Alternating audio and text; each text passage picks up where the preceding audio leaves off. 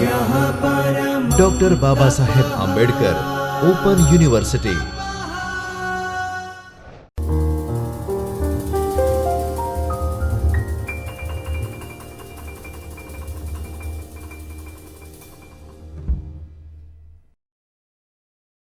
Hello students, I Dr. Shivang Patel, Associate Professor, School of Computer Science from Babasaheb Ambedkar Open University, welcome you all from Chaitanya Studio of Babasaheb Ambedkar Open University.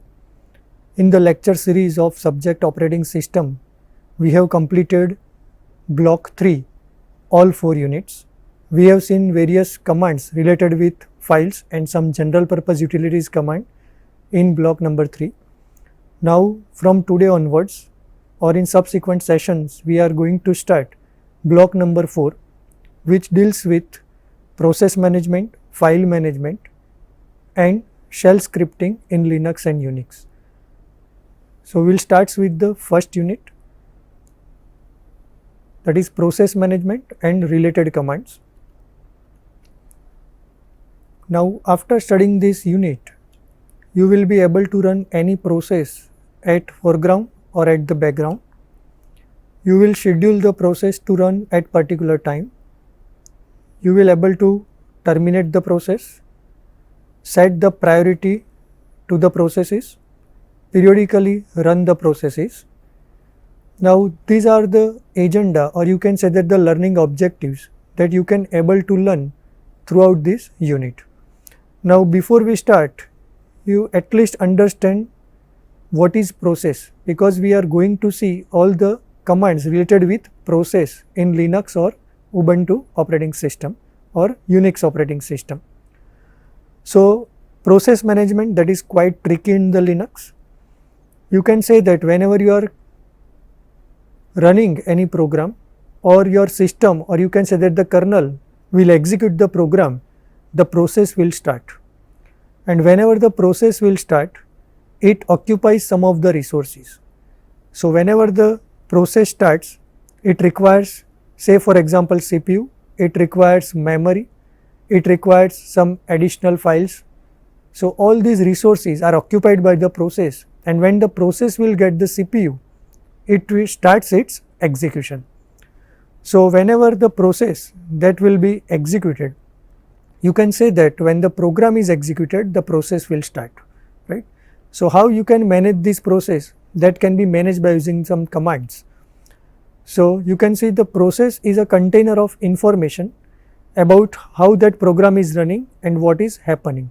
So whenever you are executing any program, it is in the form of process, and how that process will execute, what are the resources that can be allocated by that particular process, what is the unique ID of that process, what time is required, or currently what is the status of that particular process.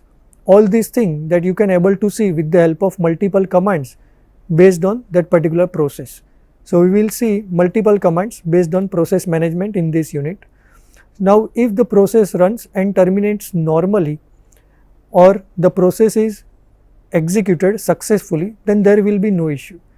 But suppose somehow process or the program that cannot be executed successfully due to some reason, the reason may be anything, whatever the requirement of resources that cannot be allocated at that time, maybe CPU that is not allocated at that time, some other processes have already hold the particular resources. So due to any reason, say for example some processes that can be in suspended state, that can be in the wait state, so other process cannot execute due to that previous process. In that case, you are requiring to terminate that particular process, you are requiring to suspend that particular process. So for that, you are applying some of the commands from the shell to execute such operations on the process. Now you can see one by one the managing Linux processes, what you can do. You can see which processes are running, then after see how much of your Linux system the processes are using, then locate a particular process to see what it's doing, define or change the level of priority and terminate the process. We will see one by one. First of all, which processes are running. So whenever you are executing some program by the user level or some of the programs that are automatically executed by the system itself. So each and every process or program, they are having some unique ID. So if you want to find out or if you want to know how many processes that are currently executed under the system, you can see with the help of some of the command. Second thing, you can see, say for example, you are requiring to locate the process. Actually that process is executing and which are the resources that can be occupied. The CPU usage, how much CPU that can be allocated, then which are the other resources, how much memory that can be allocated by the process, that you can able to know. Then after, each and every process having some priority, right? So say for example, some of the processes that are highly important or they are having some high priority, and some of the processes they are having low priority. So during the execution, suppose user wants to change the priority level, then you can also change with the help of some commands. As we have discussed earlier, suppose some unwanted process or some suspended process, they have allocated the resources and they are not releasing the resource for other processes. In that case, you are requiring to release those resources by terminating or killing that process. So you are killing the process manually with some commands. So how the process will be terminated, all these things that can be managed with the help of commands that we will see one by one. So we are starting with our first command, that is PS, process status. Now suppose you want to see which currently processes that are executing on the system, you can use PS command. Parallelly we can use terminal to do the practical, so you can get more idea. So whenever you are executing this PS command, some additional information regarding the process you can able to see, like process ID, then how much memory that can be allocated, or the CPU usage that can be allocated, or the command name or the process name that you can able to see with the help of PS. Now different system having different output whenever you are executing this PS command. So according to your system, according to your version of Linux or Unix system, you can get the different result. You can observe here on the terminal screen whenever you are executing the PS command. So now I am executing PS command, that will execute and give you the process status which are currently executing. So you can observe on the screen basically 4 items you can able to see, that is PID, that is process identification number, that is unique, then TTY, that is terminal name, or you can say that the terminal number on which that particular process is executing. Currently all those processes listed here are running on the same terminal, that's why the name is same, that is TTY1. All the process having different ID, that's why it is unique. First is 16, 17, 70. Then after the time, actually some of the processes that can be started on which time, at for what time that particular process is currently executing under the system, or they are using the kernel, that elapsed time or the past time that can be also listed, or the process that will started at which time that can be also listed here. And then after the CMD, that means all the commands, or you can say that the process list that can be displayed here. So you can say that whenever you are giving some command, it is nothing but the process itself. Now what is the syntax to use this PS command? As we have already discussed, just simply type PS on the terminal. You can get multiple information regarding that particular process. Now backgrounding and foreground the processes. Now what it means? So some of the processes that is not required to currently execute face to face by the user. Those processes you can able to execute on the background. But some of the processes that require the interaction of the user, that are currently on the foreground for the user. So you can say that the process which are less requirement or no interaction with the user, they can execute on the background, and some of the processes that require interaction with the user, they have to execute at the foreground. Now suppose you want to execute the process in the background, in that case you have to use $sign. Whatever the command you want to execute, that you can execute, that means that process will be executed, and then after you can put %, so that process will run at the background. Now allowing us to run another program, because that process is currently running in the background, So you can able to execute some another command, you can able to execute some another process at foreground. So parallelly you can execute multiple process if you can able to execute per one process in the background. So you can see in the terminal, say for example, I am using here sleep command. Here I am using the command.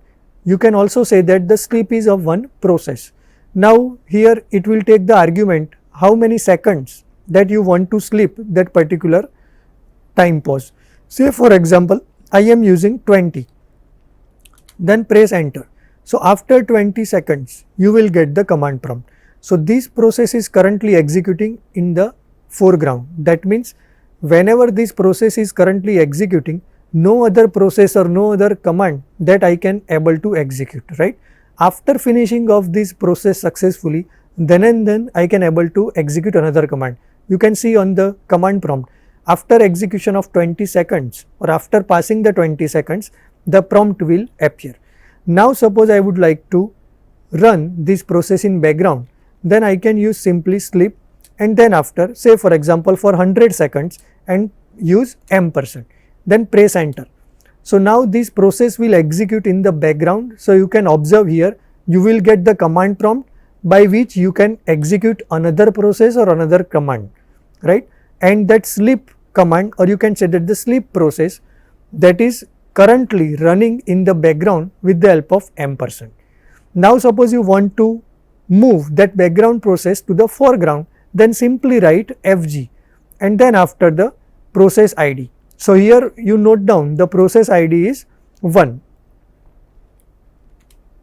So you can see that process is currently running in the foreground, right? So here you can see with the help of ampersand, you can use that particular process in the background, you can execute the process in the background.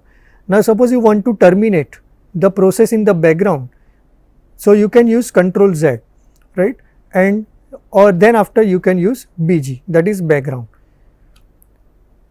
Now do not background the interactive process. The interactive process are those processes in which the process requires to interact with the user. User will give some of the commands and then after process will execute. So it is advisable, don't use the interaction processes to the background. So those processes which are requiring less interaction, you can put in the background. So we have seen here, if you want to execute the process in the background, you can use ampersand. Suppose whenever you are executing some process without ampersand and still you want to execute that, it will execute in the background. In that case you can use Ctrl Z and then after use BG. We can see practically. Say for example, you are having two alternatives. I am using or executing one process, sleep 100 and then after ampersand. By using this way, directly you can able to execute that process in the background by using ampersand sign. But suppose you are not doing ampersand and you are executing this command or this process, so you must have to wait for 100 seconds. Now suppose in between you want to stop this process in the foreground, in that case you can press Ctrl Z. So I am pressing Ctrl Z. Whenever you are pressing Ctrl Z, it will return process number. Then after you can write BG, that is background. So you can mark here in the terminal, whenever I am using BG command, that process it currently executing in background. Now how you can check? You can check by using the jobs command. So whenever you are using jobs command, it will list all the processes that can execute in the background, right? So in this interaction we have seen basically three commands. If you want to execute process in background, you can use ampersand. If you don't want to use ampersand, simply you can execute that command or you can run that process and then after you can press Ctrl Z. So you can interrupt that process in between and then after you can type BG command. So that process will move to the background. How you can see the background running process? So jobs is the command by which you can see or the list of processes that can currently running in the background. And we have already seen that PS command that is used to display whatever the information of processes that are currently executed, right? Now this jobs command where we have already discussed. whatever the background process you want to move to the foreground, in that case you can use FG. FG is nothing but the foreground. So you can see here on the command prompt, suppose I am executing again sleep and then after 50, so 50 seconds that process will sleep. Now suppose I am using M%, so currently this is in the background and this process is currently continuing in the background. Now suppose I would like to move to the foreground, then I am using FG and then after whatever the process ID. So here process ID is 2, in the square bracket it denotes the process ID. So now this will move to the foreground, and after completion of 50 seconds you can get that prompt and you can able to execute any other process or you can able to execute any other command, right? So we have seen FG command to move the process in the foreground. Now jobs execution with priorities. So as we have discussed, each and every process normally having equal priority and having equal chance to use the resources. But according to our requirement, we have to execute some of the processes at the top priority and some of the processes which are not required very urgently or not importantly, you can move to the background. So how you can change that particular execution priority? So with the help of nice command, you can change or you can assign the particular priority level. For changing the priority, you can use renice, but for giving the priority, you can use the nice command. So after giving the priority, the CPU allocation that will be changed according to the priority number. So with the help of nice command, you can assign the priority. Now whenever you are assigning the priority, it is in the integer number. -20 to +19, that can be the number range by which you can assign the priority. Now here -20, that means the highest priority. So whenever you are assigning any process the priority with negative number, that means it is the topmost priority process. So CPU will be allocated first to that particular process, and then after whatever the subsequent process is in the positive number, that will be allocating that particular CPU next, right? So remember this thing, whenever you are giving negative priority, that means it is the topmost priority, and whenever the priority number is positive, then it is the lowermost priority. So 20 is the highest, -20 is the highest, and the 19 is the lowest priority. Between this number you can assign the priority with the help of nice command, right? So you can say that lower priority is considered nicer. Why? Because whenever you are giving lower priority to particular process, that means what? You are giving the chance to use CPU for other processes. That's why it is considering as nicer, right? Now you can also use practically this command, nice command. So whenever you want to assign priority, what is the syntax? So you can give nice command, and then after you can use that particular priority number between -20 to 19 according to your requirement, and then after you can use the process name or you can say that the process number, right? So say for example here you can see in the syntax you can give nice, then after n that is number, -20 or 10 or 5, anything between -20 to 19, and then after the process name, right? Remember one thing here, that whenever you are giving this example nice -10 process name, so here -10, so it is not the minus sign. Normally we have already discussed in the previous sessions that whenever you are giving some command name, that can be used with the options, and normally options that can be preceded with the hyphen sign. So this minus sign is not the minus, but it is the hyphen. So 10 is the positive priority that you are giving to that particular process name. Suppose you want to give negative priority, in that case you are requiring double hyphen, that is double minus sign. You can see on the screen nice -10 and then after the process name. Here you are assigning -10 priority to that particular process name. So remember this thing, only one dash, that is no signal minus priority, it just indicate the normal hyphen sign whenever you are providing some options to the command. but if you want to give negative priority or the topmost priority, in that case you have to put double minus sign. Again, for that you are requiring administrative privileges. As we have discussed in the previous session, basically normal users are there and super users are there.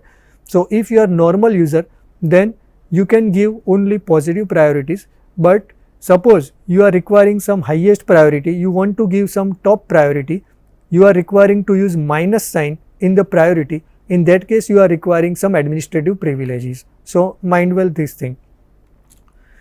Now yes, minus 10 has the higher priority than 10, the default nice value is 0. Now regular user can set only lower priority. For higher priority you are require administrative privileges, that we have already discussed. Now re-nice command. Nice command, that is used to assign the priority, and re-nice, whatever the priority is already there or whatever the priority given by the user, if you want to change that particular priority, in that case you are using re-nice command.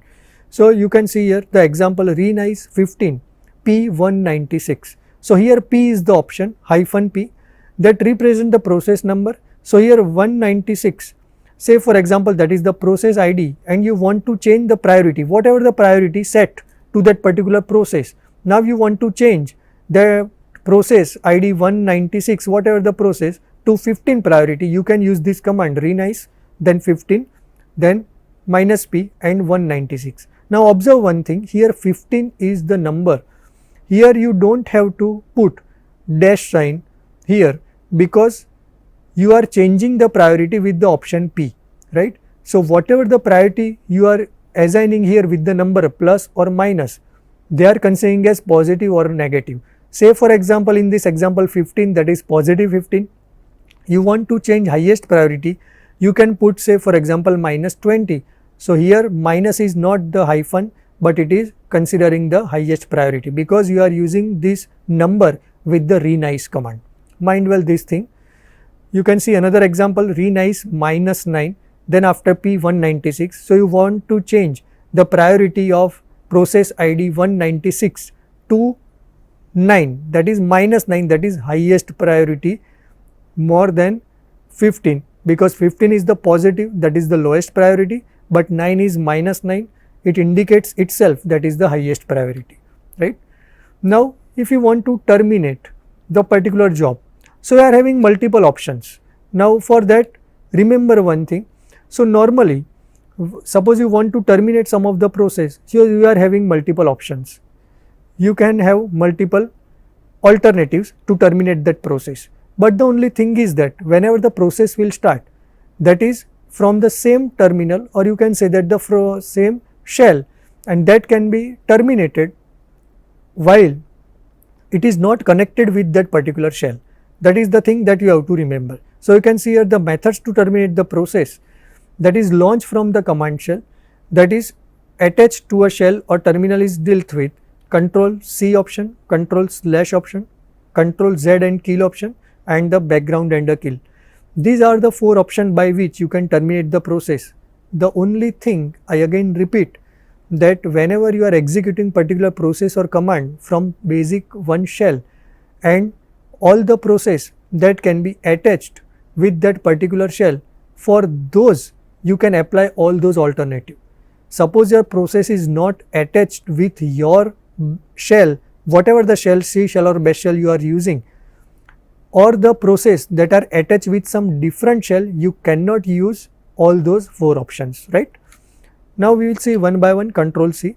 So if your process is currently going on, it is currently running, that means it is the active process, you want to terminate, simply you can press Control and C. Now whenever you are pressing Control C, the SIGINT, that is signal, interrupt signal, that can be sent to particular system or the kernel, and the process will stop its execution.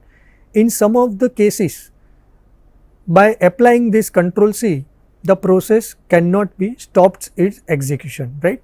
Due to some of the reason, maybe the waiting time, or maybe suspend that particular process, or maybe infinite holding for resources. So it may be any reason by which that process cannot be terminated with the help of Control C.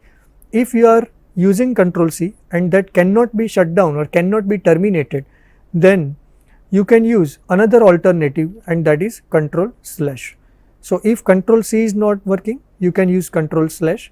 In previous command control C, interrupt signal that can be sent to the kernel.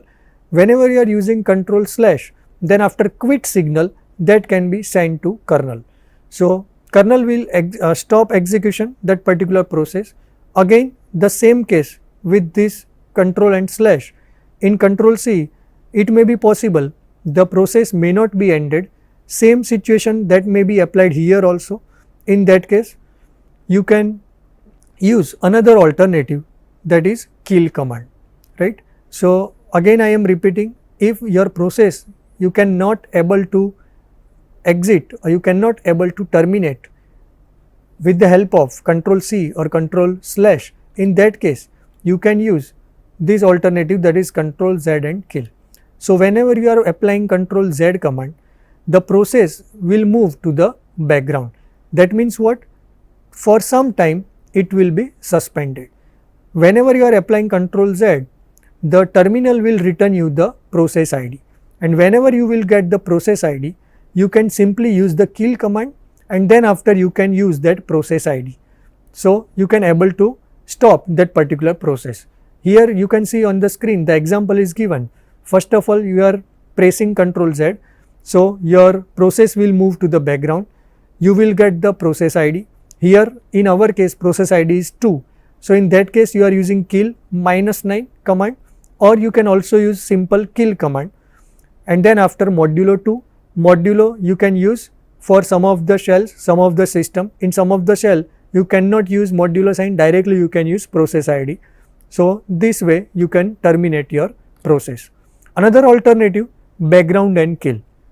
So whenever your process that is suspended, and suppose whenever it will be suspended, some of the resources that can be allocated by that process, and for that reason you cannot able to end or you cannot able to terminate that process.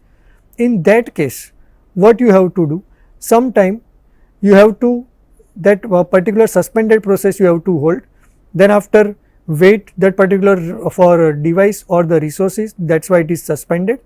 In that case you have to move that suspended process into the active state, and you can use the BG command. So that's why it will be active in the background. So now currently it will active in the background, and then after you can use the kill command, whatever the process that we have discussed in previous control Z, and then after the kill command you can use here. So background, once it will be in the background, you can issue the kill command. See in the screen the example is given, kill -9 command, then after $sign and exclamation mark. So exclamation mark is nothing but the environment variable.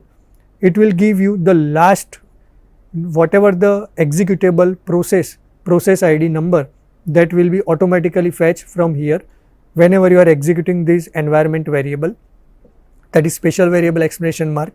Now you can able to use that particular kill command to terminate that particular process.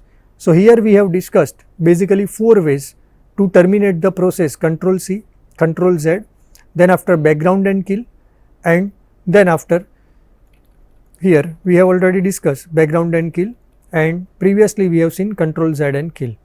So ultimately if you want to kill the process, the kill command that can be used with the process ID to kill that particular process. So what is the syntax? Kill command, and then after the process number or the job number, say for example kill 85, or you can also use kill -9, that is the higher priority command, and then after the process ID to kill that particular process, right. So in today's session we have discussed basically process related commands, PS, to know the states of particular process, then after how to move the process in the background, how to execute process in background with the help of %, then after how to see the background process with the help of jobs command, then after suppose you want to terminate particular process, then we have seen multiple options. Now in subsequent sessions we are moving with some additional commands related with the process, Till then, happy learning. Thank you. स्वाध्यायः